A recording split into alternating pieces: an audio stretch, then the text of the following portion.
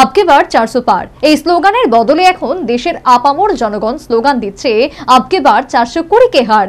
মঙ্গলবার সোনামুড়া মহকুমার মেলাঘরে ভোট প্রচারে এসে এই ভাষাতেই কেন্দ্র ও রাজ্য সরকারের নীতি ও শাসক বিজেপি দলের সমালোচনা করে নিজের পক্ষে ভোট চেয়েছেন পশ্চিম আসনের ইন্ডিয়া ব্লকের প্রার্থী আশিস কুমার সাহা। পাশাপাশি এদিন ইন্ডিয়া জোটের প্রার্থী তিপ্রামথা দলের সমালোচনায় ছিলেন মুখর।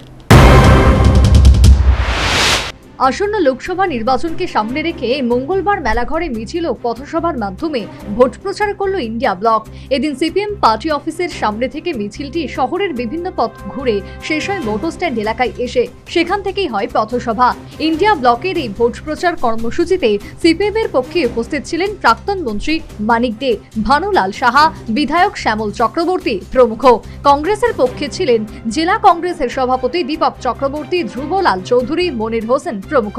পথসভায় ভাষণ রাখতে গিয়ে পশ্চিম ত্রিপুরা লোকসভা আসনের ইন্ডিয়া ব্লকের প্রার্থী আশিস কুমার সাহা বলেন, এখন বিজেপির মুখে তেমন ভাবে আর সবকা সাথ সবকা বিকাশের স্লোগান শোনা যায় না, কারণ তারা বিকাশের নামে দেশের সর্বনাশ করেছে, দেশের মানুষের সঙ্গে বিশ্বাসঘাতকতা করেছে। এখন আগের স্লোগান পাল্টে বলছে আবকে বার 400 পার, কিন্তু দেশের মানুষ তাদের সিদ্ধান্ত নিয়ে নিয়েছে। তারা স্লোগান দিচ্ছেন আবকে বার 420 কে হার। सबका साथ, सबका विकास, सबका विश्वास আর শোনা যায় না। বিকাশের জায়গায় আজকে মানুষ বিধ্বস্ত, বিপন্ন, মানুষকে আজকে নতুন ভাবে চিন্তা করতে হচ্ছে। এবারের স্লোগান কি? আবকি বার 400 পার। 10 বছর পরে দেশের মানুষ, এই রাজ্যের মানুষ ভাবছে যে এটা তো 400 পারের জন্য স্লোগান নয়, এই স্লোগান হওয়া উচিত আবকে বার 420 কি হার, আবকে বার 420 কি হার। যারা ধোঁকাবাজি করেছে, ঠকবাজি করেছে, অন্যায় করেছে, দেশের মানুষের স্বার্থকে জলাঞ্জলি দিয়ে ওই কর্পোরেটদের স্বার্থ দেখেছে, দেশের সম্পদ বিক্রি করে দিয়ে কর্পোরেটদের হাতে তুলে দিয়ে যারা দেশ পরিচালনা করার জন্য আবার এদিন নাম না করে ইন্ডিয়া জোটের প্রার্থী আশিস কুমার সাহা বলেছেন, উপজাতি জনগণকে বিভ্রান্ত করে 2023-এ মথার সহায়তায় বিজেপি পুনরায় রাজ্যের ক্ষমতা দখল করেছে। এদিকে পাহাড়ে তথাকথিত রাজার মুখোশ খসে পড়েছে। তিনি উপজাতিদের স্বার্থের কথা বলে নিজের পরিবারের আরো কিছু সংখ্যক লোকের স্বার্থ সিদ্ধি করে চলেছেন।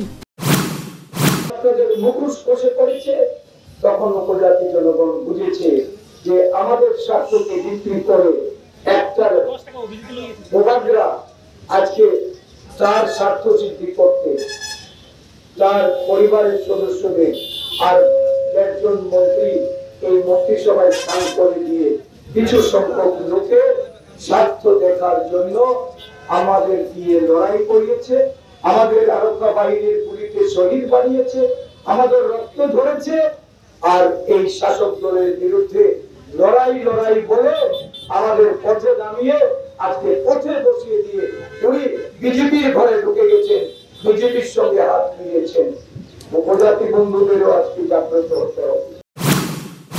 প্রসঙ্গত উল্লেখ্য, 2023-এর বিধানসভা নির্বাচনে সোনামুড়া মহকুমার 4টি আসনের মধ্যে 2টি আসন বামেরা এবং অপর 2টি আসন বিজেপি দখল করে। যদিও পরবর্তী সময় ধনপুর এবং বক্সনগর বিধানসভার উপনির্বাচনে বিজেপি প্রার্থীরা জয়লাভ করে। ফলে বর্তমানে সোনামুড়া মহকুমার 4টি আসনের মধ্যে 3টি আসনেই বিজেপি এবং একটি মাত্র আসনে বাম বিধায়ক রয়েছেন। Bureau report, news vanguard.